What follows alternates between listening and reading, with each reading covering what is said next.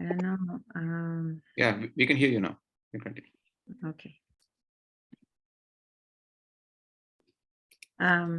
Let's start with the Mangalacharana prayers. Om Ajnana Timirandasya Jnananshana Shalakaya Chakshurum Militam Yena Tasmai Shri Gurave Namaha Shri Chaitanya Manobhishtam Stapitam Yena Bhutale Swayam Rupaha Kadamayyam Tadati Swapadantikam Vandeham Shri Guru Shri Yudapadakamalam Shri Gurun Vaishnavamscha Shri Rupam Sagrajatam Sahagana Raghunatanvitam Tam Sajivam Sadvaitam Savadutam Parijana Sahitam Krishna Chaitanya Devam Shri Radha Krishna Padhan Sahagana Lalita Shri Vishakhanvitamscha Namo Om Vishnu Padaya Krishna Preshtaya Bhutale Shrimate Bhakti Vedanta Swami Niti Namine Namaste Saraswati Deve Gauravani Pracharine Nirvisesha Sunyavadi Paschatya Desatarine Jai Sri Krishna Chaitanya Prabhu Nityananda Shri Advaita Gadadhar Srivasadi Gaura Bhakta Vrinda Hare Krishna Krishna Krishna Hare Hare Hare Rama Rama Rama Hare Hare.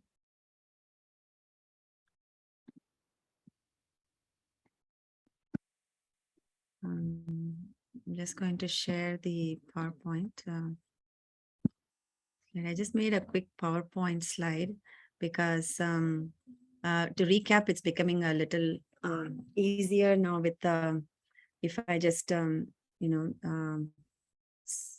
summarize the verses rather than just reading the whole translation all at once, because we have to cover the chapter 1 and 2 now. So just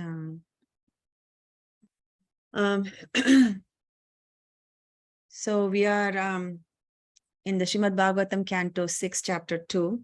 But I would like to just give a brief summary of what we've been discussing so far. So for people who have missed attending certain classes or many classes like me, it was helpful for me to go through from the first verse of chapter 6 to where we were last week, because I missed a couple of classes here and there. The first is, it all starts with a question. I'm sorry, I think I have to do that. So Parikshit Maharaj asks a question. Kindly tell me how humans can be saved from the terrible pain of hell. Sukadeva Goswami responds, one should undergo atonement in proportion to the sins committed. Then Maharaj Parikshit is not satisfied with that question, because he thinks that the more and more we undergo atonement, again we commit mistakes, again we commit sins. So how to atone for that? So he asks the follow-up question: what is the use of such atonement by which one cannot get rid of the sinful propensity? Sukadeva Goswami now narrates the pastime of Ajamil. So here is the scene where Ajamil is in his deathbed. He's 88 years old at the time he was in deathbed. The Sukadeva Goswami briefly describes at the beginning also, and towards the middle, when Yamadutas also describe his full pastime of the story of Ajamil. But Sukadeva Goswami briefly describes that he married a prostitute and always engaged in sinful activities to maintain his livelihood.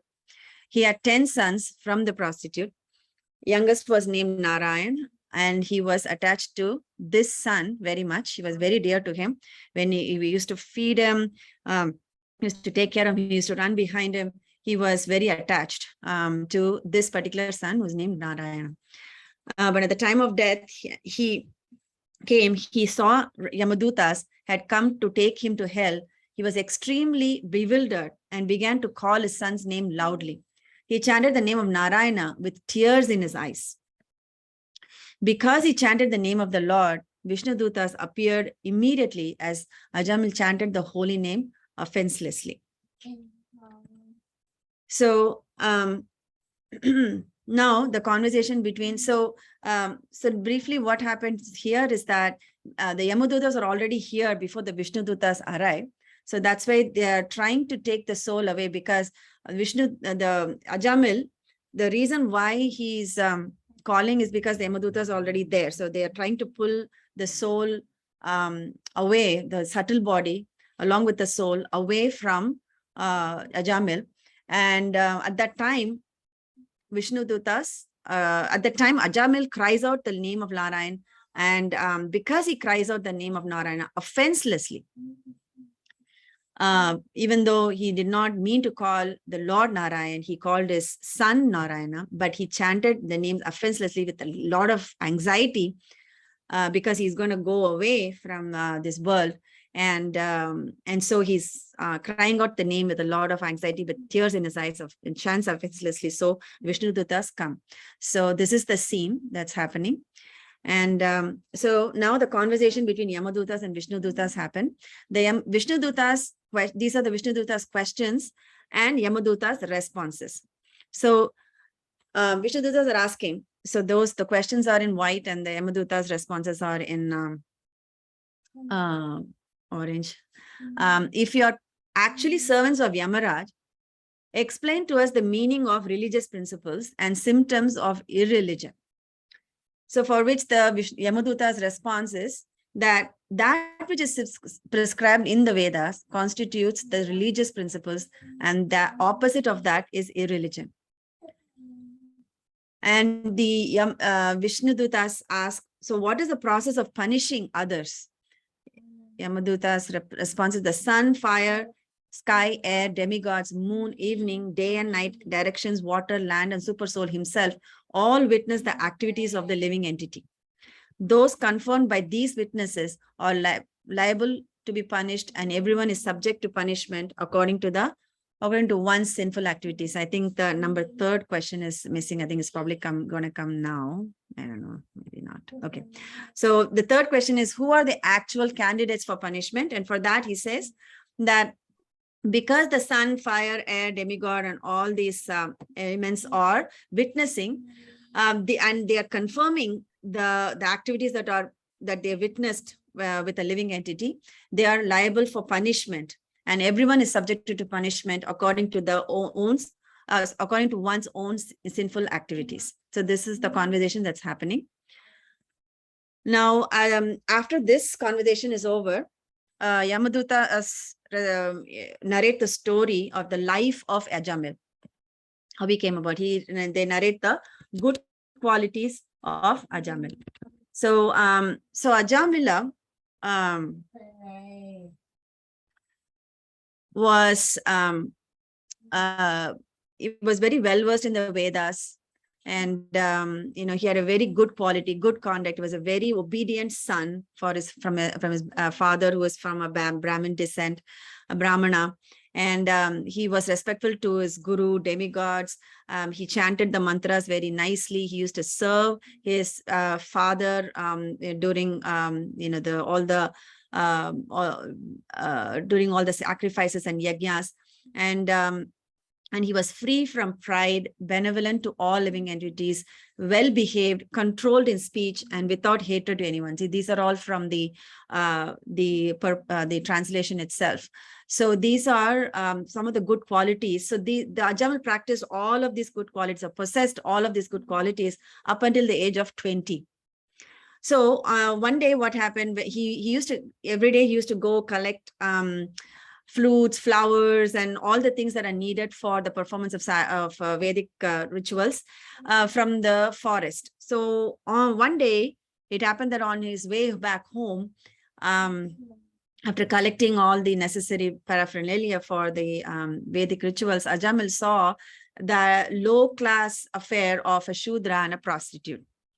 And his mind became, when the Ajamil saw that affair, his dormant lusty desire got awakened. So with the help of Shastric knowledge and his intellect, he tried to control it, the lusty desire, but he failed.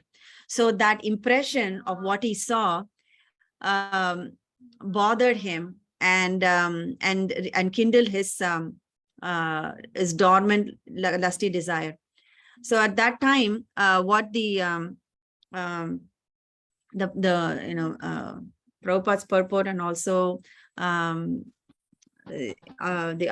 lectures, they say that this is an important thing. So anything that from this, the whole, as the pastime of Ajamil can be taken either as a, like we can criticize it, mock it, or think that, if Ajamil does it, I can also do it. That is one way of, one approach of things. But as devotees, we should take this as a as how it can help us.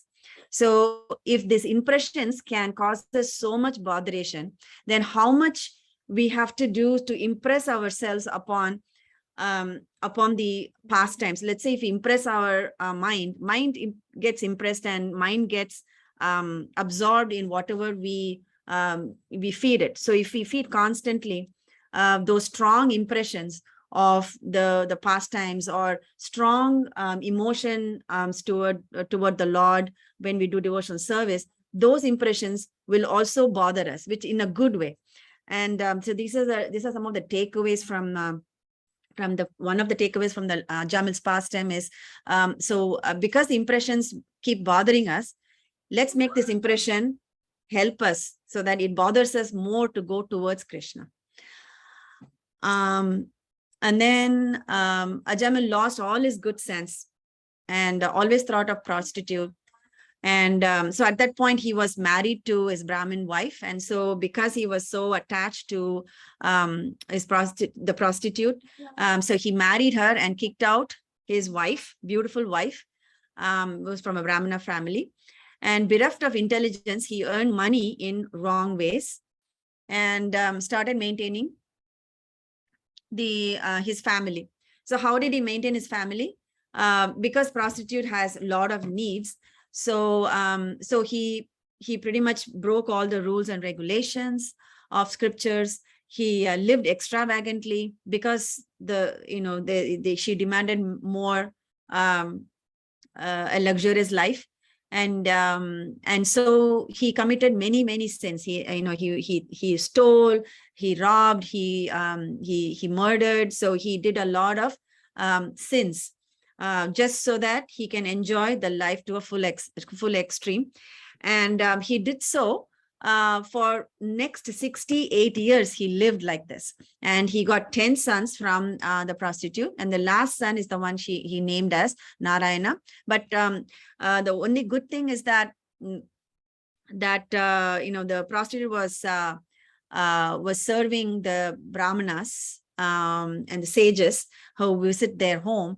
And they happen to tell her that name your son, the last son, as, and she was pregnant at that time, and they said to name him as Narayana. So, and she followed that. So because of that one incident, so the Ajamil's life just take a huge turn at the age of 88 in the time when he was in this deathbed.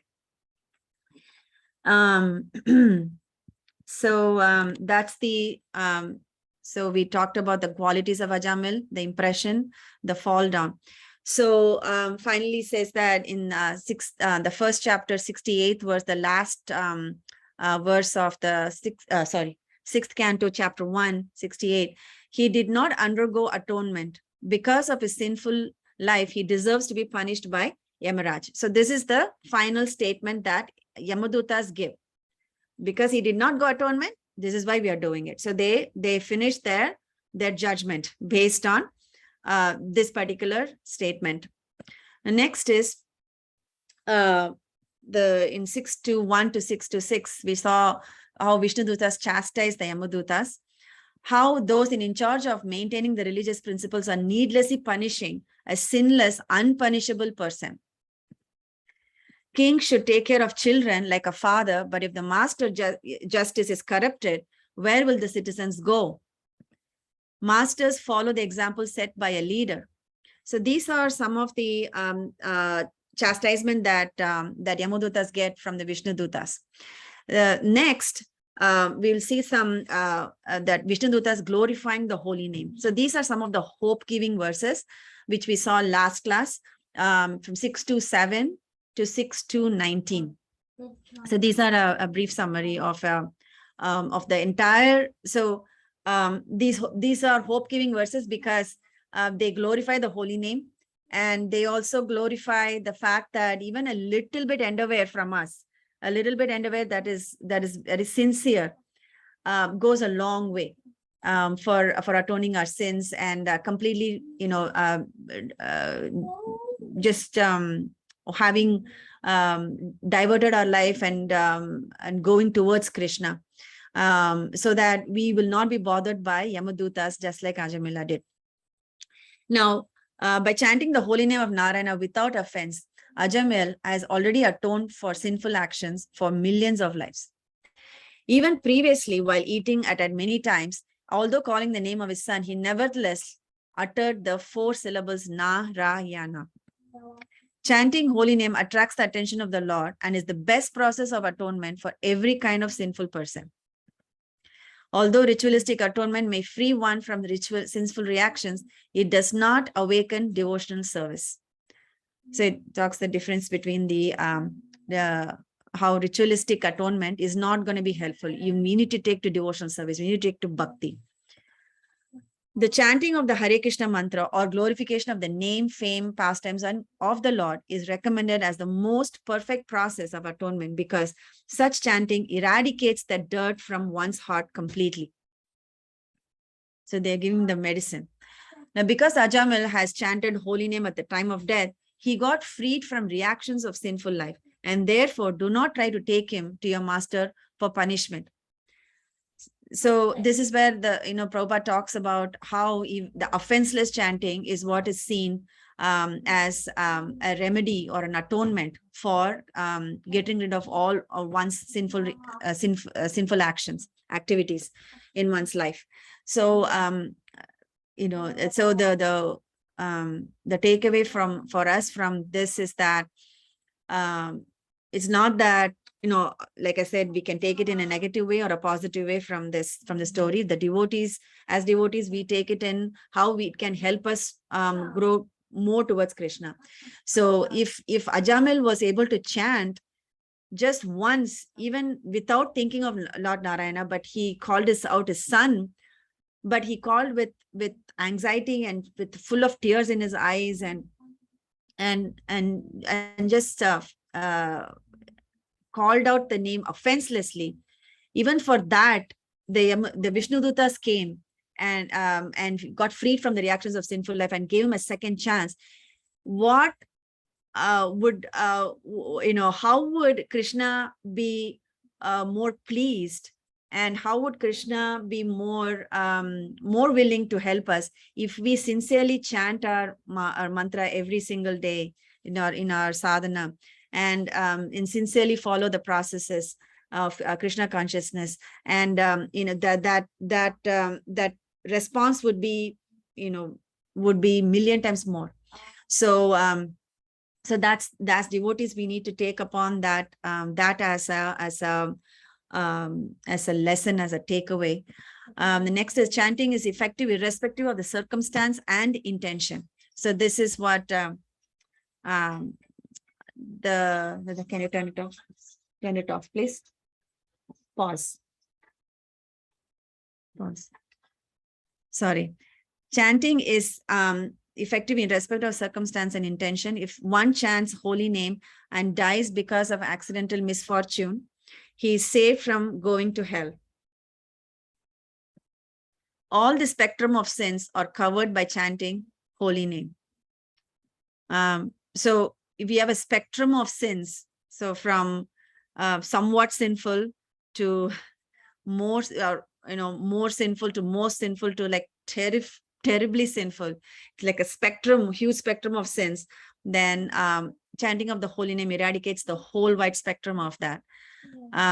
Other process can neutralize the reaction of sin, but root of the sin is only destroyed by the service of the Lord, by loving devotional service to the Lord. Like fire, holy name of the Lord, whether chanted knowingly or unknowingly, burns to ashes without fail all reactions of one's sinful activities. Now, this is this is also a very hope-giving verse, because sometimes we chant like I do. Most of my rounds are not very attentive, and so it's a hope giving for me. At the same time, I want to challenge myself, saying that okay, if Krishna is making this commitment that whether you chant knowingly or unknowingly, just like a fire burns into ashes, I will burn all your sinful activities. It gives me more and more hope that okay, what if I do the next round sincerely? And that's hope giving. So like a medicine, the holy name works irrespective of its knowledge. So just like if a faithless person takes goes to a doctor and thinks that okay, this is not going to help me, but it still take it. So the medicine is going to do its thing, even though the person who's taking it could not have faith in that medicine. The medicine would still work.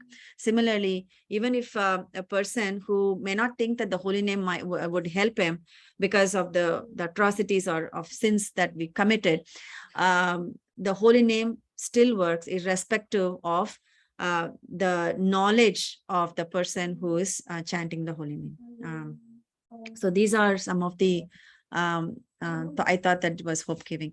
So I think the next is the persons who have even once surrendered completely unto Lord's lotus feet and who have become attracted to his name, form, qualities, pastimes, are completely freed of all sinful reactions. Even in dreams, such surrendered souls do not see emerge or is order carriers. So this is like a great segue into our 6 to 20th verse. So I'll stop here and then I will so should I share or do you want to share? Yeah, you can share. Okay. So our wonderful readers are going to help with reading and share their reflections. Sorry, I took some time in explaining this, but I think I thought this was kind of useful for to know where we are at and what we are doing. At least it is helping me. So let's go into number 20.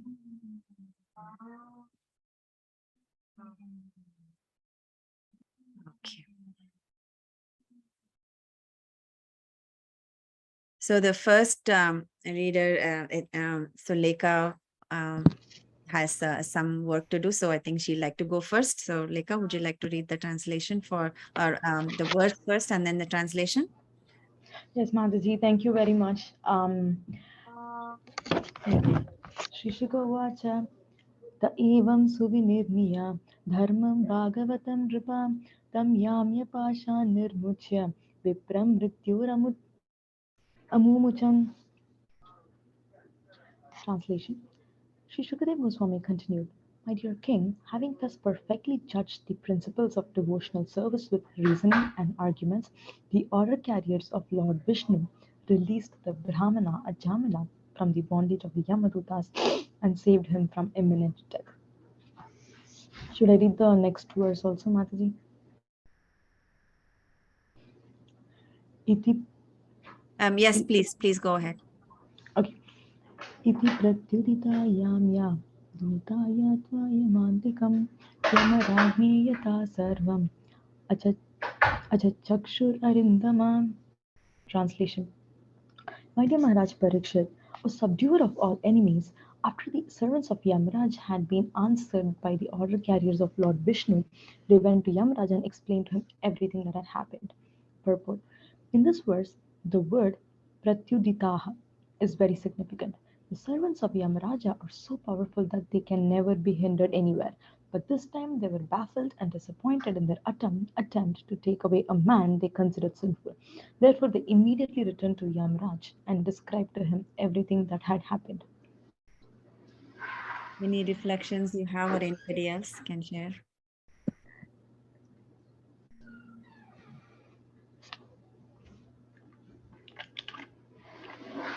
So one thing that I always wondered is why wasn't this escalated to their bosses? Like there is a disagreement, and then from what we read, it appears that whatever discussion happened between the Yamdutas and Vishnudutas, that was enough to basically the arguments of Vishnudutas were enough to convince the Yamadutas to leave Ajamil. So I just wonder if they could have escalated or something. I don't know. Maybe the time was very crucial. He was about to die. Maybe there was no time to escalate. But yeah, So Yeah, that's a very good. Sorry, who go would they, ahead. who would they escalate to though, Prabhu? I mean, Yamadutas would escalate to Yamaraj, and then Vishnudutas would escalate to Vishnu himself. Like yeah. Okay, got it. So one of the lectures I've learned was that the Vishnu Dutas actually did not even have to explain to Yamadutas. They could have just snatched away. I mean, they could have just stopped and said, just go away, because they are a little bit more from a higher spiritual planet than the Yamadutas. So, but being the servants of Lord Vishnu, they um, uh, they patiently ask the question, listen to the response of Yamadutas, and then they systematically answered all the points why it's he's going to be saved. And so I think that at this point, yes, Pratyudita is like Prabhupada says, word is significant because they are now, they are answered by the servants of Lord Vishnu. So they're just going to and explaining everything to Yamaraj. I think that's what happens. I think the future chapters we will see what happens. I think that's what I'm thinking. Um, so I was actually thinking about just in line with the recap that you had done. First of all, thank you for doing that recap. It was good to just get everything, the whole picture again and again every week. Um, um, so you were telling about, even if we don't like, irrespective of how a person consumes a medicine, whether they like it or not, the medicine still works. And I was just trying to think about, even the food that we eat, sometimes we are just working and distracted watching a video and eating food. That's like one way of consuming food. The other one is mindful eating, where we chew properly and we let it mix with our saliva. We know what we are eating and how much we are eating. And there are researchers that connect um, mindful eating to to a lot of benefits. So similarly, it's like, yeah, we can chant, and sometimes, and even most of my rounds are like inattentive or hurried, or I'm running late, I need to finish these by this much time. That's one way of chanting, and another way is like, okay, mindfully chanting and just focusing on the name. Both gives results. But I think when but I think Mataji, even last week you were answering this as an answer to Jagannath Prabhu's question. Or Sundari Saki Mataji's question. There is more reciprocation from Krishna, and I think we can just see that for ourselves whenever we chant more focused, like be, at least for me personally, as rare as it might be, I do feel that change. So I was just thinking about this, and the fact that Vishnu Dutas are so smart and they're able to like counteract the Yamaduta's arguments itself gives me a lot of hope. Yeah, very nice point, Lekha. Yes. I wanted to add a quick thing. Thank Yes. you for all that. The thing that stood out to me was the name Arindama. I know a couple of people with the name Arindam. It's a common name in Bengal, Arindam Paul. And so it means it looks like it's a name for Maharaj Parikshit as subduer of all enemies. And so I didn't know the meaning of the name. So I thought that really stood out to me. Yes, very nice observation, Prabhu. Yes, Arindama is one of the subduer of enemies. Yeah. Is one of the names of Parikshit Maharaj. Yes. Thank you for mentioning that. Anybody else have any reflections? Okay. Thank you so much, Lekha. Okay, so we can move to next verse 22. Sundari Sakit, would you like to read? Actually, I think I'm going to read in her place. I thought she asked, is she there? Oh, I'm sorry, I missed Yeah. that. Okay, Yeah, I I think missed she. that conversation. Okay. I'm not comfortable reading the Sanskrit, so I think I'll skip Yes, that. Prabhu. Yeah, please go ahead. Yeah. Yeah. So I'll read the translation. Having been released from the nooses of Yamaraja's servants, the Brahmana Ajamila, now free from fear, came to his senses and immediately offered obeisances to the Vishnudutas by bowing his head at their lotus feet.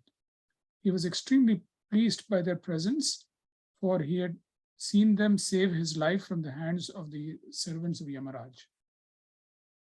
Purport: Vaishnavas are also Vishnudutas because they carry the orders of Krishna. Lord Krishna is very eager for all the conditioned souls rotting in this material world to surrender to him and be saved from material pangs in this life and punishment in the hellish conditions after death. A Vaishnava therefore tries to bring conditioned souls to their senses. Those who are fortunate like Ajamil are saved by the Vishnudutas or Vaishnavas, and thus they return back home, back to Godhead. Can I share my reflection, Mataji? Yes, Prabhu, please share a reflection. Thank you. So this is a really nice verse, and where Srila Prabhupada is comparing the Vishnudutas to Vaishnavas, or he's saying that Vaishnavas are actually Vishnudutas because Vaishnavas carry the orders of Lord Krishna, and they also not only so they're very eager to serve Lord Krishna by bringing conditioned souls to their senses. So I think here, he's talking about, it's an inspiring verse for people who are who share the Krishna Katha with others, because it's it is very it becomes very clear to them that they're doing Krishna's bidding and trying to bring conditioned souls out of this material world back home, back to Godhead. Yeah, that's so beautiful and very hope giving, right? I mean, it's definitely this, the whole pastime is, it's so relishable and it's so hope giving. I never, I mean, unless we dive deep into this and then have this realization of other devotees, share their realizations. It's, this whole pastime is much more relishable, and so many gems are coming out of such wonderful purports by Prabhupada, and Yeah, it's really very hope giving. Those who are fortunate, like Ajamila, are saved by the Vishnudutas, the Vaishnavas, thus they return back home, back to Godhead. Yes. Thank you, bro, for sharing that. Anyone else wants to share any reflections for text 22? Okay, we'll move on to text 23. Krishnan Prabhu, would you like to read again, text 23 as well? Yes, again. Translation. O sinless Maharaj Parikshit, the order carriers of the Supreme Personality of Godhead, the Vishnudutas, saw that Ajamil was attempting to say something, and thus they suddenly disappeared from his presence. Purport. The Shastras say, Papistaye Durachara Deva Brahmana Ninduka. You can just skip that and read if you have. It's Yes. okay. Yeah. For persons who are papishta, very sinful, and durachara, misbehaved, or very unclean in their habits, who are against the existence of God, who disrespect Vaishnavas and Brahmanas, and who eat anything and everything, untimely death is sure. It is said that in Kali Yuga, one has maximum lifetime of 100 years. But as people become degraded, the duration of their lives decreases. Because Ajamil was now free from all sinful reactions, his lifetime was extended, even though he was to have died immediately. When the Vishnudutas saw Ajamil trying to say something to them, they disappeared to give him a chance to glorify the Supreme Lord. Since all his sinful reactions had been vanquished, he was now prepared to glorify the Lord. Indeed, one cannot glorify the Lord unless one is completely free of all sinful activities. This is confirmed by Krishna himself in the Bhagavad Gita 7:28.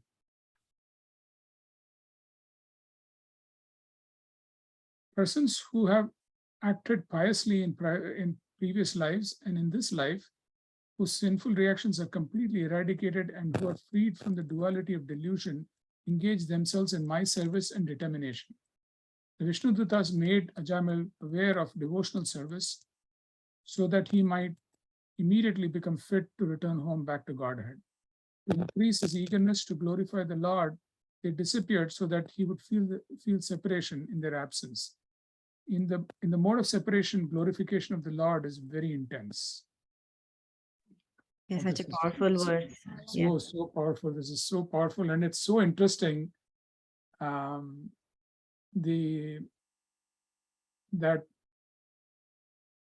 it starts with it starts with a very simple observation that Ajamil saw the Vishnudutas in the previous verse. Ajamil saw the Vishnudutas talking to the Yamadutas, and he knew that they were having a conversation, and he knew that they had played a role in making sure that he didn't die, and he was very grateful to them, and he also, I think he probably wanted to have a conversation, but I'm jumping to the last line where he had the good fortune of being able to see the Vishnudutas. I'm not sure if he was able to hear them, but they also immediately disappeared so that he would feel the separation in their absence.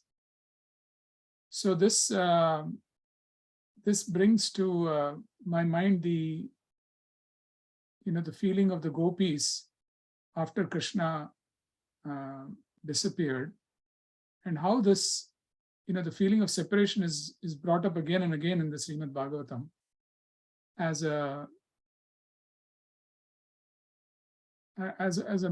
a means to intensifying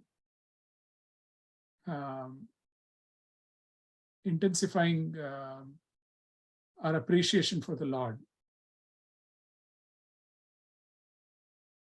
That's all I had, Mataji. Yes, yeah, very, very, very nice reflection, Prabhu, realization, reflection.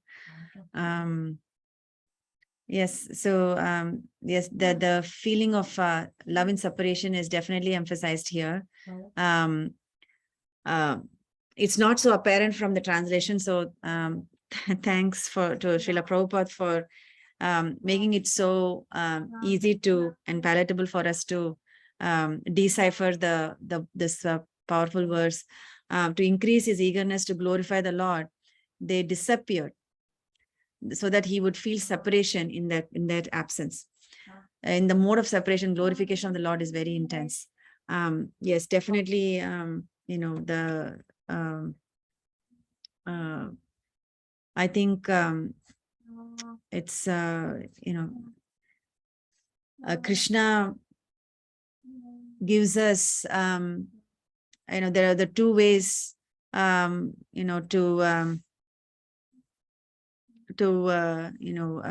see this. One is the constant association of the Vaishnavas. We always glorify the Lord, and then we are connected to Krishna's pastimes and his names and holy names, and the pastimes of the close associates of Krishna, so that we get to constantly remain the um, in the mood and of loving devotional service to Krishna.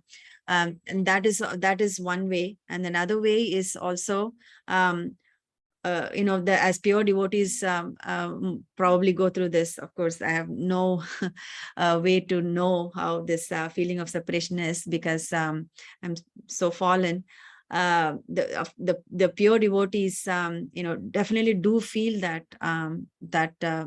separation from Krishna, and they feel that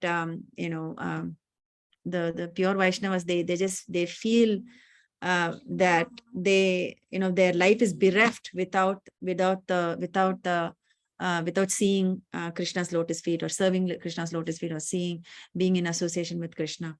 And that feeling of separation is so intense, and one can only imagine, and not and Ajamil is so fortunate to even have that feeling of separation.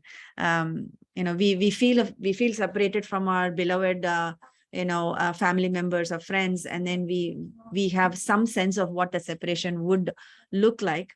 um, but what Ajamil is feeling is that ultimate feeling of separation that one earns to get after going through millions and millions of lifetimes. Krishna may offer that that benediction, but Ajamil, even after doing 60 years of sinful activity, he's getting this. And so glorious is Krishna for for making this happen for him. Vallabh Chaitanya Prabhu, please share your reflection. Yeah, yes, Mataji. I was just thinking that is this the same reason that we have Vani over Vapu, we value, like the hearing over physical association of Guru, not just Krishna, but Guru. And because sometimes in physical association, like the Vishnu Dutas just immediately, they first came and then disappeared. So we might feel proud or not so intense, or not take it so seriously, or might take it for granted. So do you think is this the same reason that is why we emphasize more on hearing or Vani than Vapu? And that's a very good reflection and question. I think, yeah, it goes kind of both ways. By feeling the separation, we get to hear more. We want to hear more, and by hearing more, we feel that we are going closer, and being in the presence of I can relate to this. I'm sure you also, Vallabh Chaitanya Prabhu. We just had the great fortune of being in the association of Radhanath Swami Maharaj, and he left for Chicago today, right, after being here for many for some days. I think he came October 4th, so it's almost like no, more than like what, 10 days. So yeah, so by being in the association of his Vani, by hearing more of his Vani, we definitely feel closer. But then when he comes, all that Vani just kind of manifests into that great love, that affection that we pours out of our, of our being, even though at a very small intensity level. I'm talking for myself.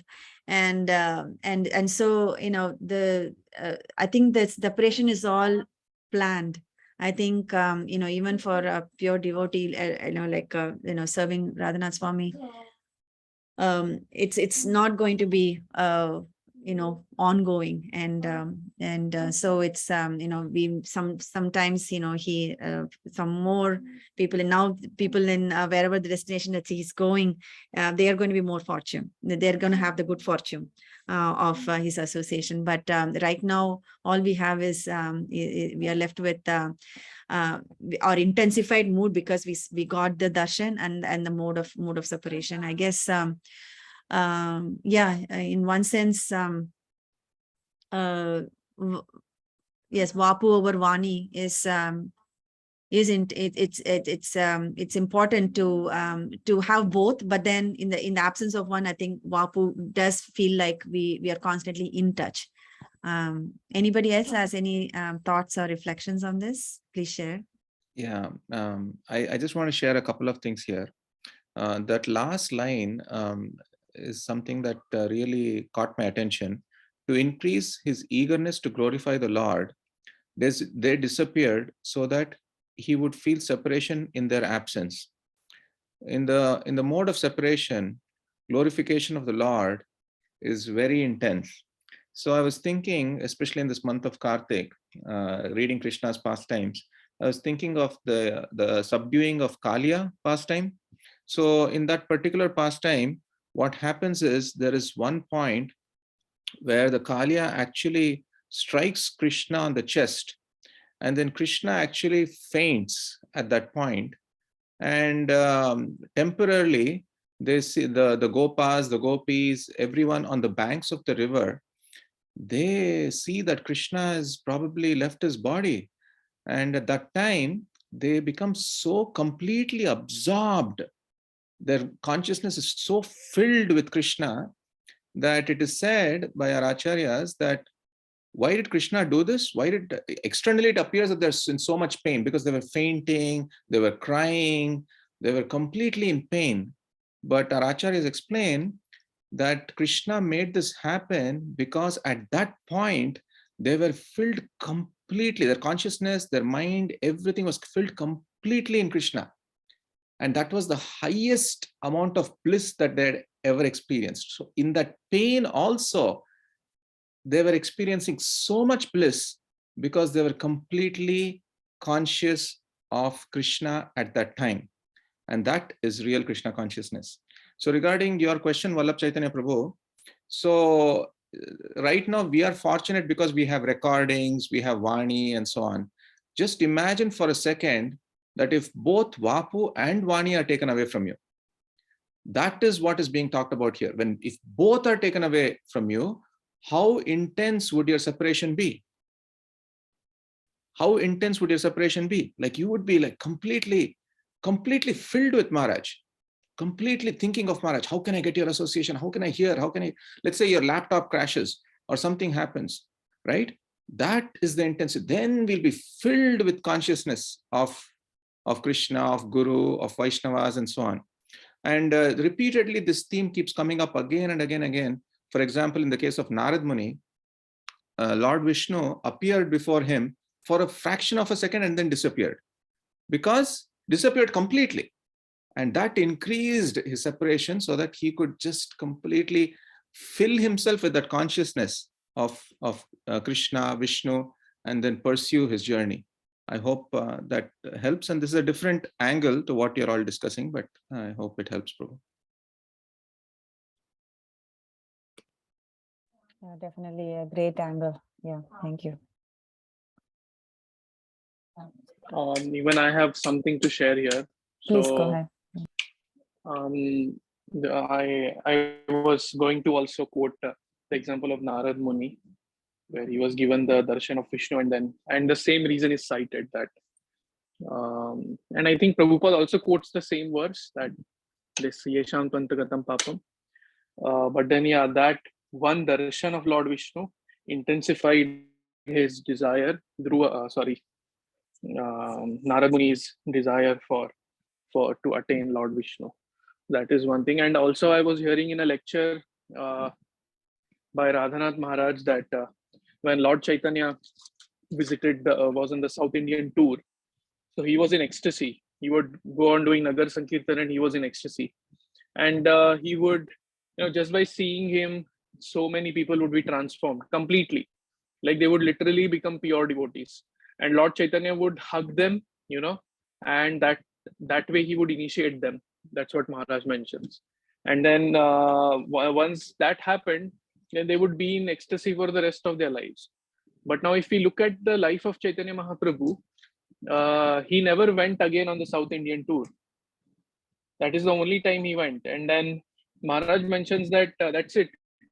Those devotees who were apparently transformed by Lord Chaitanya's love and were initiated into pure devotional service, they never got the association of Lord Chaitanya after that. So they continued serving Lord Chaitanya in the mode of separation. So yeah, indeed, the mode of separation is like a very, very, I guess you can say, something like the essence of the essence of the essence of our Siddhanta, where it is considered, even higher than worship in union, in fact.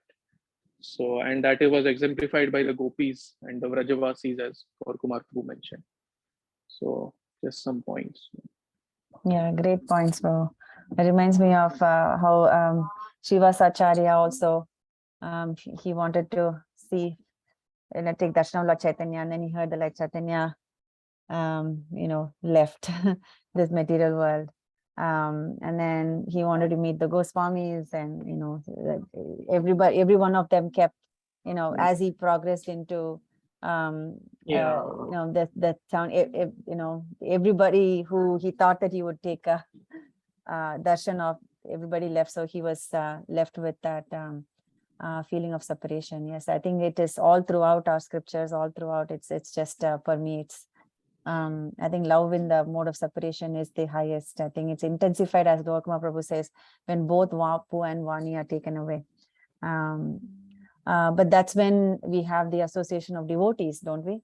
For Ajamil, in that case, Ajamil does not have association with devotees, but in our case, if the laptop crashes, he can always come to our home and have an association, or another Vaishnava's association, right? Yes, absolutely. But Ajamil also had association of some pure devotees. The Vishnu Dutas are probably pure devotees. So right.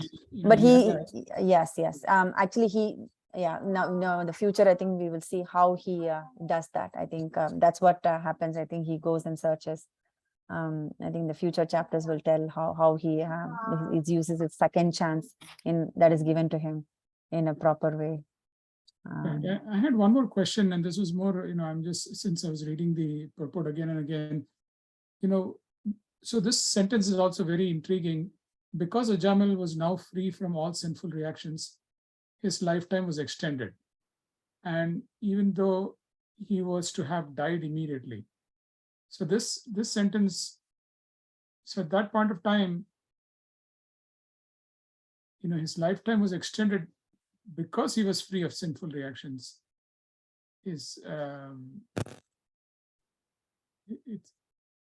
That seems interesting,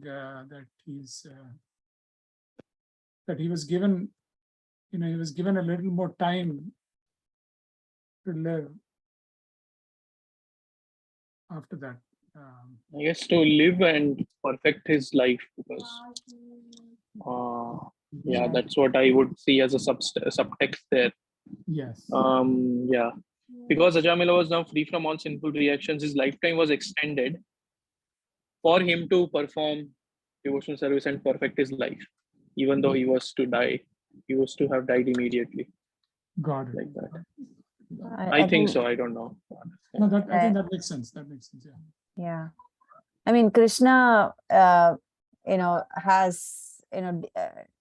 interferes with, with whomever he wants, to give his mercy, he can do so. That's what this is. It's not all about, okay, we have a destined number of years, and then after that we die and then go on. But then I heard in lectures that it does not apply for Krishna's devotees. He can intercept, and either he can take them prematurely, like before the time finishes, or he can extend. So it is up, it is up to Krishna, so it is, it's purely up to Krishna's mercy at that point, how much mercy, even if we have to be taken away before our time, that is also a mercy. So it is not like, given a second chance is the only better mercy or something. But I think regardless, it's mercy of Krishna. So I guess it doesn't apply for devotees, is what I'm thinking. I'm taking it from this verse, this particular sentence. Can we move on, or do anybody else have any other reflections on this verse? It's a very powerful verse. Okay, so 24 and 25.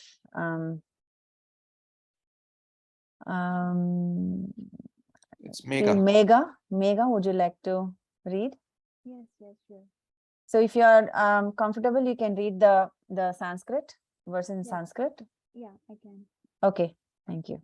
अजामिलोऽप्यथार्कर्णदूतानां यं कृष्णयो धर्मभागवतं शुद्धं त्रैवेद्यं च गुणाश्रयं भक्तिमान् भगवत्याशु महात्मय श्रवणाद्रेः अनुतापो महानासीत् स्मर्तो शुभमात्मना. Translation.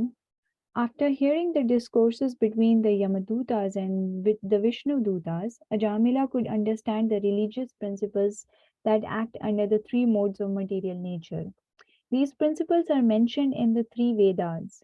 He could also understand the transcendental religious principles which are above the modes of material nature and which concern the relationship between the living being and the Supreme Personality of Godhead. Furthermore, Ajamila heard glorification of the name, fame, qualities, and pastimes of the Supreme Personality of Godhead. He thus became a perfectly pure devotee. He could then remember his past sinful activities, which he greatly regretted having performed. Purport. In Bhagavad Gita 2.45, Lord Krishna told Arjuna, Traigunya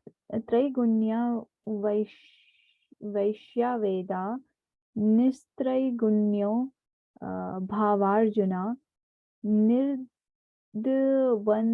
Nitya Sattvasto Niryogakshema Atmavan. The Vedas mainly deal with the subject of the three modes of material nature. Rise above these modes, O Arjuna. Be transcendental to all of them. Be free from all dualities and from all anxieties for gain and safety, and be established in the self. The Vedic principles certainly prescribe a gradual process for rising to the spiritual platform. But if one remains attached to the Vedic principles, there is no chance of his being elevated to spiritual life. Krishna therefore advised Arjuna to perform devotional service, which is the process of transcendental religion. The transcendental position of devotional service is also confirmed in Srimad Bhagavatam. Savai pumsam paro dharmo yato bhaktir adhakshaye bhakti. Devotional service is paro dharma, transcendental dharma. It is not material dharma. People generally think that religion should be pursued for material profit. This may be suitable for persons interested in material life, but one who is interested in spiritual life should be attached to parodharma, the religious principles by which one becomes a devotee of the Supreme Lord. Yato bhaktir adhokshaye. The Bhagavata religion teaches that the Lord and the living entity are eternally related and that the duty of the living entity is to surrender to the Lord. When one is situated on the platform of devotional service, one is freed from impediments and completely satisfied. Ahaituki aparatitata taha, sorry, apratihata yayatma suprasthitati dati. Having been elevated to that platform, Jamila began to lament for his past materialistic activities and glorify the name, fame, form, and pastimes of the Supreme Personality of Godhead. Great. Thank you. Thank you, Megha, for reading so wonderfully and attempting to read it perfectly, the verses. Any thoughts you or anybody else have on this translation and purport?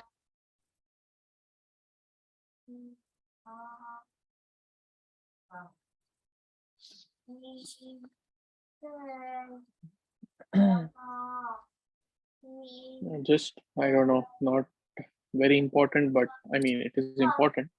Not that it's not important, but the importance of not being attached to the ritualistic principles of spiritual life, like Prabhupada tells here that Traigunya Vishaya Veda, he quotes. The Vedas mainly deal with the subject of the three modes of material nature, and we have to rise above these three modes. And similarly, Krishna also mentions in the Bhagavad Gita 2.42-43, Yam imam pushpitam vacham prabhadantya vipaschitah vedavada rata partha nanyadasiti vadinah. So there are Krishna calls them men of small knowledge. So avipaschitah, and then what do? They are attached to the flowery words of the Vedas, which recommend various fruitive activities for elevation to heavenly planets, resultant good birth, power, and so forth. Being desirous of sense gratification and opulent life, they say that there is nothing more than this. Nanyad astiti vadinah. So, of course, for many of us, this may not be a concern because, at least for me, I never did those rituals properly anyway. So then it's not this thing, but nonetheless, the thing that I wanted to highlight here is sometimes even within spiritual life, our practices become mechanical and ritualistic. At least mine do. So then this is a very good purport which tells us that that bhakti has to be there. The element of love has to be there. Otherwise, although we might be externally doing spiritual activities, I might be actually my consciousness might be fruitive. My consciousness might be ritualistic. So I have to rise above that ritualistic consciousness even within practicing bhakti.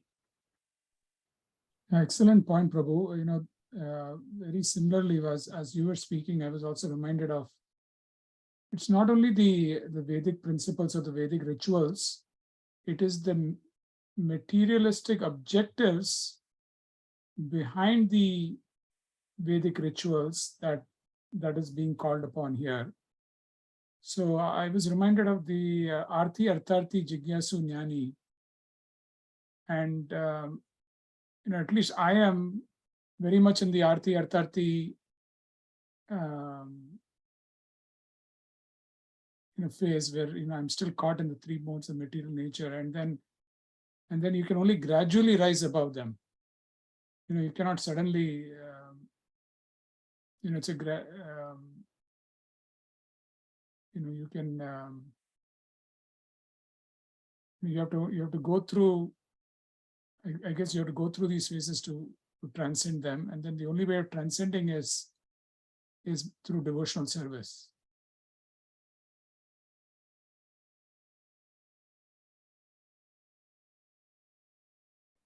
Yes, Prabhu, that's perfect. True, Prabhuji. Yeah. One thing that also strikes me is that furthermore, Ajamil heard in the this is from the translation. Furthermore, Ajamil heard the glorification of the name, fame, qualities, and pastimes of Supreme Personality of Godhead. He thus became a perfectly pure devotee. I mean, this is like, this is so, I mean, from mode of ignorance in, I mean, I'm assuming that all of this probably happened in the matter of like, even if it's 1 hour, 2 hours of time when he was in the mode of ignorance, lying on the deathbed, thinking of how he would be supporting his son and probably thinking of other things, to just perfectly pure devotee. It's like, the clock turning 180 degrees, right?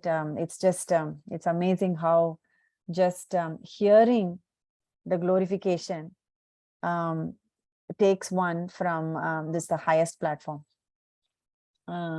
Even without rendering devotional service or the chanting the holy names, or following any regulative principles, none of this stuff, but just hearing the glorification. Of course, he did it in a fenceless fashion, the first uttering of the word Narayana.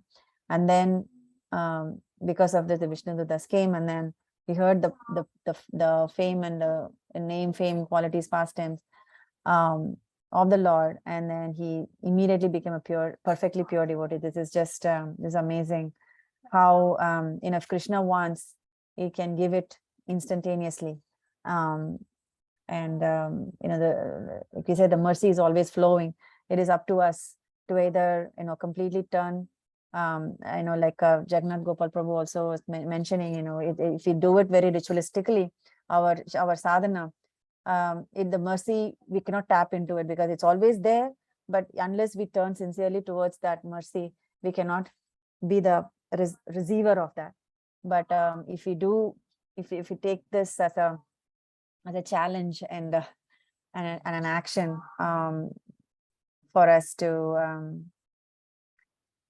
do our sadhana sincerely, and also this also, I feel that this verse puts emphasis on hearing the glorifications of the Lord through other devotees, other Vaishnavas. So I think it's also, the whole process of chanting, hearing, Shravanam, Kirtanam.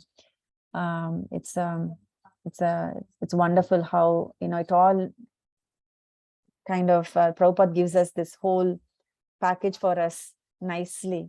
And how the Srimad Bhagavatam also confirms that that package is going to work. It's so, for it's just this pastime of Ajamil just opens up so much hope for me that this process is going to work, and just to stick to this process. So should we, so we are on 25, so, and it's 10:20, almost 10:20. Should we proceed, or we were supposed to do only 25, but I know that you mentioned we can go It'd be extra. nice if we can go a couple more verses, because the next section we have to go up to 38, and then we'll be able to finish it in 2 more weeks. Okay, so we'll do 27, 26, 27, 28.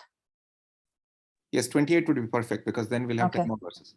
So Jagannath Gopal Prabhu, would you like to read all 3, and then maybe we can discuss 3 together? Sure, Mataji. So 6 to 20, okay, yeah, they are separate, right? Okay. 26 to 28, yeah, separate. Yeah. So 26. Aho me paramam kashtam abhud avijitatmanah yena viplavitam brahma vrishalyam jayatatmanah. Translation. Ajamila said, "Alas, being a servant of my senses, how degraded I became. I fell down from my position as a duly qualified Brahmana and begot children in the womb of a prostitute." Purport. The men of the higher classes, the Brahmana, Kshatriyas, and the Vaishyas, do not beget children in the wombs of lower class women. Therefore, the custom in Vedic society is to examine the horoscopes of a girl and boy being considered for marriage to see whether their combination is suitable. Vedic astrology reveals whether one has been born in the Vipravarna, Kshatriya Varna, Vaishya Varna, or Shudra Varna, according to the three qualities of material nature. This must be examined because a marriage between a boy of the Vipra Varna and a girl of the Shudra Varna is incompatible. Married life would be miserable for both husband and wife. Consequently, a boy should marry a girl of the same category. Of course, this is Traigunya, a material calculation according to the Vedas. But if the boy and girl are devotees, there need be no such considerations. Of course, this is Traigunya, a material calculation according to the Vedas. But if the boy and girl are devotees, there need be no such consideration. A devotee is transcendental, and therefore, in a marriage between devotees, the boy and girl form a very happy combination. Very cute and sweet purport. Anyway, as we discussed, I'll read the rest of the two. If you have any Share, Prabhu. reflection, you can share, Prabhu, please. Yes. No, I have myself personally done this horoscope matching and all that. I just remembered all that before, and then especially the last part I like, that Prabhupada says that if the boy and girl are devotees, then it's good. But one thing though, one caution here is that we completely cannot discard the natures of the boy and girl. Like, we cannot take this the last part of this paragraph isolated and say that hey, the boy is a devotee, girl is a devotee, nice, let them get married. They're transcendental, nothing is going to happen. That's definitely, we can't go to that extreme either. So there has to be a balance of both, because not everyone is practicing bhakti at the same level of consciousness. So that's when definitely the boy and girl are pure devotees. There is no question about all these astrology based things. That's not going to affect anyway. But then yes, until that happens, and of course, and that is rare, because being a pure devotee is already is anywhere rare. Muktanam api siddhanam, right? So like that is one thing I was thinking. So yeah. But again, so the other extreme here, sorry, I'll just end with this. The other extreme here is also that, we go so much into astrology that that's it, bhakti becomes sidelined. Even that should not be the case. Something little bit here and there is wrong in astrology, saying no and this and that. That also happens in some cases. Yeah, that is also yeah, I guess it's about balance. And then Yeah, and also, if a boy, the family of the both boys and girls are also important, not just the boy and the girl. I mean, of course, Prabhupada cannot go further in details about the whole marriage process, but I guess it's also the boy marries a girl, he marries the girl and the families together, and then it's a vice versa for the girl. So it should be very conducive for that. Yes, thank you, Prabhu, for sharing. Yes, yeah, I know that you've been through that, and it's great to know your perspective. Text 27. 7. Dhin mam vigarhitam sadbhir dushkritam kulakajjalam hitva balam satim yoham surapim asatim agam. Alas, all condemnation upon me. I acted so sinfully that I degraded my family tradition. Indeed, I gave up my chaste and beautiful young wife to have sexual intercourse with a fallen prostitute accustomed to drinking wine. All condemnation upon me. Purport. This is the mentality of one who is becoming a pure devotee. When one is elevated to the platform of devotional service by the grace of the Lord and the spiritual master, one first regrets his past sinful activities. This helps one advance in spiritual life. The Vishnudutas had given Ajamil the chance to become a pure devotee, and the duty of a pure devotee is to regret his past sinful activities in illicit sex, intoxication, meat eating, and gambling. Not only should one give up his past bad habits, but he must always regret his past sinful acts. This is the standard of pure devotion.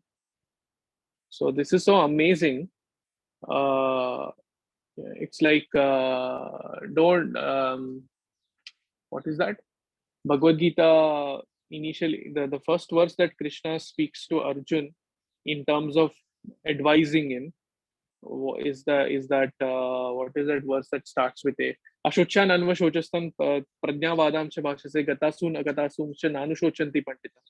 So Krishna says, don't lament, right? And then here Prabhupada is saying that you know our past sinful acts we should regret, we should lament upon them in a way, and that so this whole idea of regret uh, can also be used in Krishna service, right? This is so beautiful about devotional service, that anything can be utilized. So even the act of regretting something, if we do it in a material sense, that just brings us that just brings us depression. But then if that same regret is done in devotional service, then that actually pushes us towards Krishna. So this is like Yes.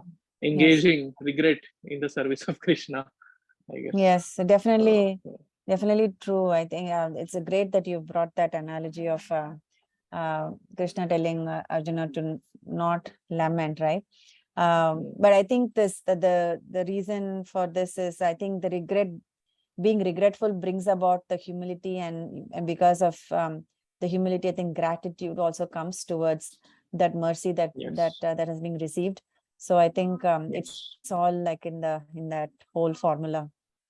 Without the regret, I think it's not possible. And if you feel proud that, oh, see, I deserve this mercy, then it's not possible. Only if we regret it, then we take a humble position to regret it, and then eventually it leads to gratitude and for receiving that mercy. I guess it's the path for pure devotion. It's amazing how Prabhupada has mentioned this.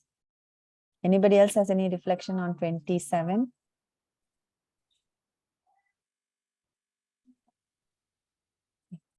Go on to 28, bro.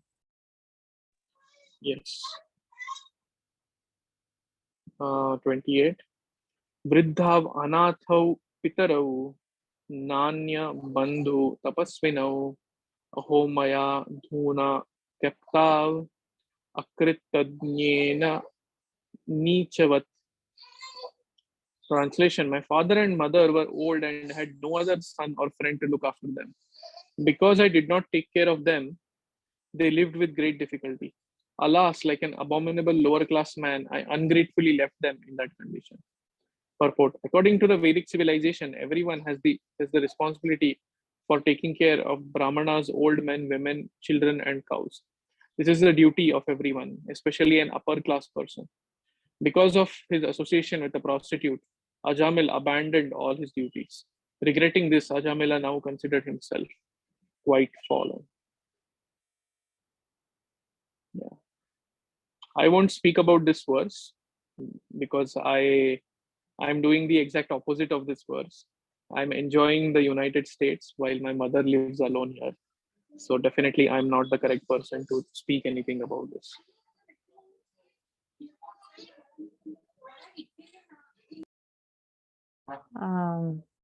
I mean, I don't think we should, take it like that.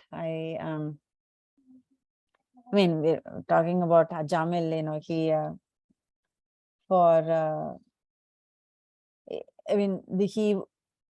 he gave up his material father and mother, were old, and then he did not go and take sannyas, right? Or he did not go and to progress spiritually.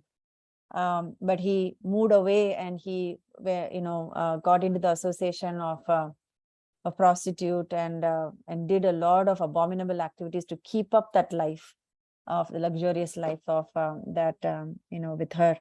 So I don't think the comparison is for it is not fair, because you're still extremely progressing nicely in spirituality, you know, it's not like enjoying. But I don't think you're enjoying as this verse is saying. I think you're I would say, you know, you're more progressing spiritually in by being here, and also you've gotten into the, you know, connected to the Guru Parampara. I think it is definitely, I don't think you should draw parallels to this at all. Yes. Shall I add something? Thank you, Mataji? Yes, Prabhu. Yes, Kamesha, please. Yeah, actually, just I want to intervene. Actually, Jagannath Gopal Prabhu is telling that he is enjoying, but according to this Kavalastakam, Brahmastamba Bhuvat, Brahmastamba Lokanam, Pariyantam. Brahmastambha. Brahmastamba Pariyantam. That is, he says, tells about Kavalastakam, second Brahma. The thing is like, no, Sacham Sacham Panasacham Hare Nama Iva Kevalam. So like that, wherever you are on the Brahma Bhavar Lokas, wherever you are, there is no question of enjoyment, but still you are enjoying in Krishna's love. So you are connecting through your parents or your mother through Krishna.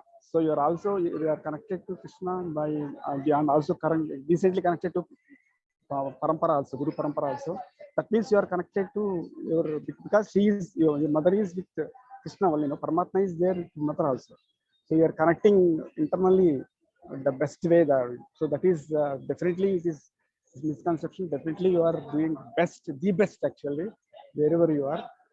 And you are serving at the same time, you are serving the parents also, wherever they are. Like, maybe they are here, maybe they are in Pitraloka, wherever they are, you are serving all, not only this your generation, and you know how many generations you are, like, you know, trying to purify. So no regrets in that aspect. So just I want to do clarification. And also second thing, I want to put another thing. Maybe this is relevant to not this particular verse. Actually, Ajamila is supposed to, without had he not been given second chance, he's supposed to get a life of next life. He is supposed to be a eagle or a vulture, because in one lecture I heard that because the eagle or vulture, it flies very high altitudes in the sky, and it sees down on the ground for his prey, for his self enjoyment, sense enjoyment. For his prey, he looks down to the earth to search for his prey. Like that, being taken birth in very high family of Vaishnava family, he stooped down to serve a prostitute. So, had he not been given second chance, he would have taken life of vulture in the next life.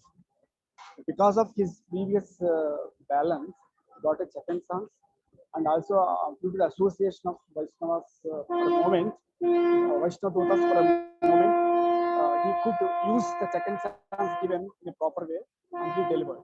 So these two things I just want to put in. That's all. Thank you. Thank you, Mata. Yeah, great realization, Prabhu. I think the trains sound like conch shells blown. Yes, the connection is very poor, Mataji. Actually, just now I came to another place, but my train is another 20 minutes. I'm taking second train forward, and another train from Madura to. Yeah, your to commitment Pilani. to this is amazing, Prabhuji. Thank you so much for being so committed to this. And Thanks a lot. Actually, also, I'm trying my level. I'm trying my level best, but still on and off it is going. no. Yeah, it's great. Very, very inspiring. Okay, go ahead. Go ahead. Hare Krishna. I just wanted to chime in quickly there. You know, this concept of regret, which, you know, the last two verses have, you know, is very powerful and can be used in Krishna's service, because, you know, regret is the only thing that I think that separates a devotee from a non-devotee, or you know, somebody who's God conscious versus somebody who's not God conscious. Because only folks who are God conscious will sense that the sense that, like the other verse, like the Vishnu Dutas or the Yamadutas said that, constantly somebody is observing us, the sun and the moon and the Paramatma, everybody is observing us all the time. So only after you come to that realization will regret even come in. So the question that I had, which is that sometimes regret can be debilitating too. The regret can make us not progress. So that's also something that so we have to always channel regret to make progress, but sometimes it can be we can just drown in the regret. Yes, Prabhuji, it is very, it could be taking us to a downward spiral. I think the best is at that point where we are feeling that we are, we are regretting and we are not advancing. I think the best solution is to share it with another, be in the association and share it, confidentially with another devotee. The heart, and then that person can help us see things clearly. I think because we ourselves are, we cannot come out of that, but only another Vaishnava can help us come out of that at that point. Gautama Prabhu, you were going to say something. Yeah. So first of all, thank you so much, Krishnan Prabhu, for bringing that point up. So one thing that I do want to share here is that one of the reasons why we don't remember our past lives is because exactly of the point that you made. Because if we keep remembering all our past lives, then we will be drowning in regret, completely drowning in regret, and we will not be able to even take the next step forward. So, but in the Bhagavatam, there are two instances that I can think of where devotees were shown their previous lives. One is Bharat Maharaj, and the second is Ajamila in this particular case, where they actually saw their previous lives. In Ajamila, you can say it's the same life, but also he saw his previous mistakes. And they regretted and they channeled it properly. They channeled it, as you rightly said also, they channeled it towards Krishna. But sometimes the regret can be so heavy that we will not be able to take even one step forward. And in this connection, as Nitya also mentioned, one thing that will really save us is the association of devotees. The association of devotees will tell us that, okay, this is what you have done, but now move forward towards Krishna, move forward towards Krishna. So I've been, during Kartik, I've been reading Bhakti Rasamrit Sindhu very, very carefully. So there it is mentioned that there is only one thing that will take us from one stage to the next in the 9 stages of devotional service, Shraddha, Sadhu Sangha, Bhajana Kriya, Anartha Nivritti. And then from Anartha Nivritti, how do we go to Nishtha? There is only one thing. Bhakti Rasamrit Swami, Rupa Goswami says that the one thing is association. Only through association you can go from Anartha Nivritti to Nishtha. I did not know this until recently. I used to think that Anartha Nivritti means we have to work on ourselves, get rid of our anarthas. But the only way, Rupa Goswami explains, is by strong association, we can move to Nishtha. And then he continues to say that only with strong association you can move to Nishtha, to Ruchi, Ruchi to Asakti, Asakti to Bhava, and Bhava to Prema.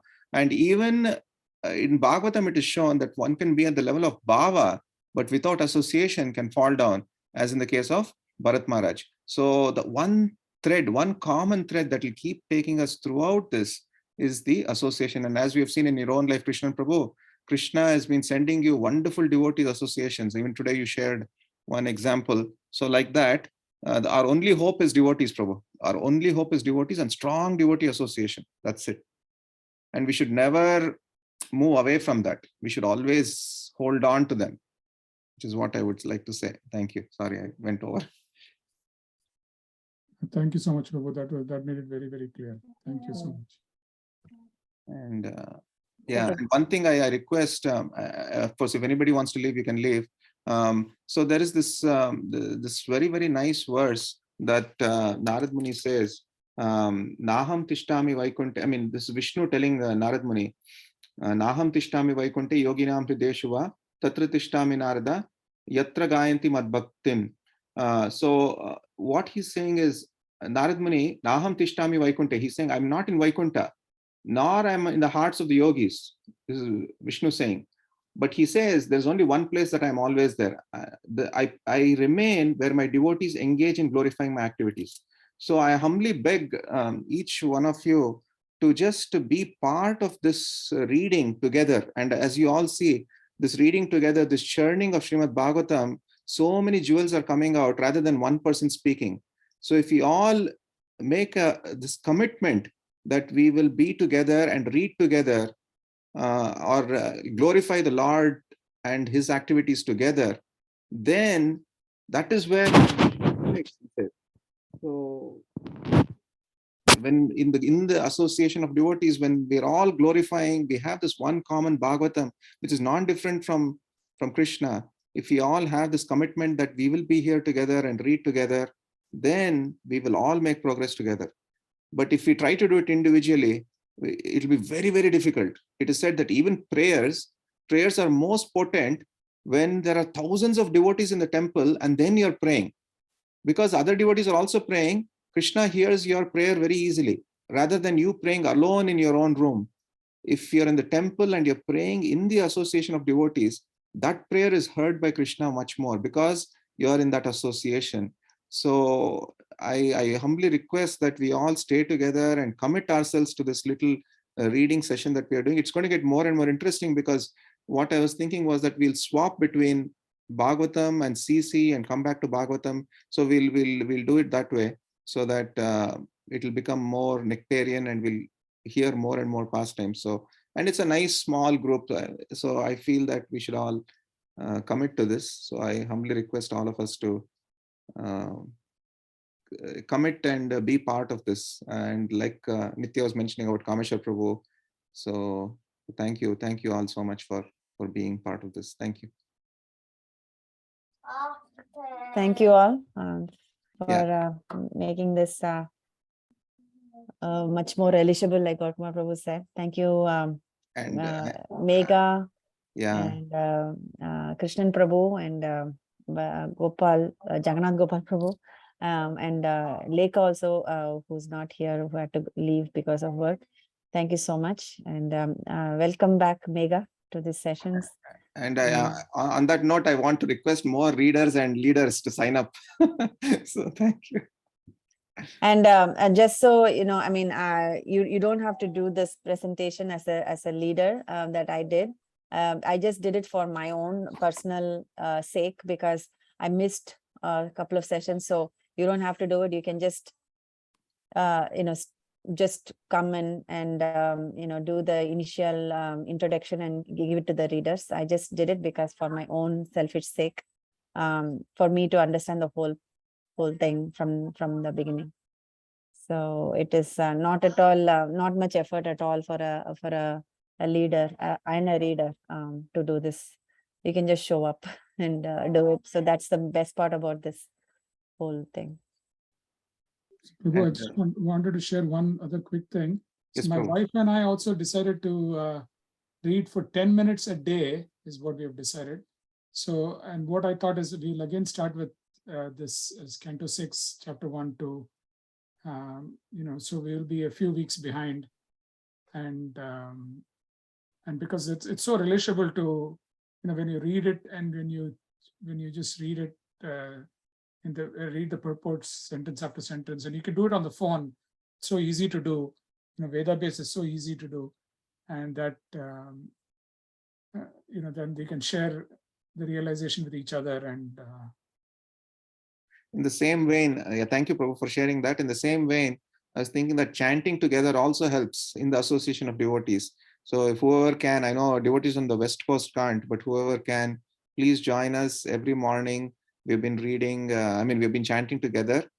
Just 1 hour. We start with the reflection, do the japa, and end with a Bhagavad Gita verse with a short reflection. So whoever can join, please join. No pressure, but if you can join, that will also benefit. For me, it has been a very beneficial. And from what I've been hearing from a few devotees who've been joining regularly, they also found it very beneficial.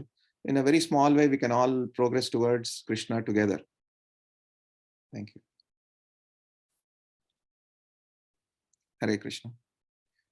Srimad Granthraj Srimad Bhagavatam ki jai. Jai. Srila Prabhupada ki jai. Jai. Vanchakalpatarubhyascha kripa Patitanam Pavanebhyo Vaishnavebhyo Namo Namaha. Namo Namaha. Anantakoti Antakoti Vaishnava Vaishnava ki jai.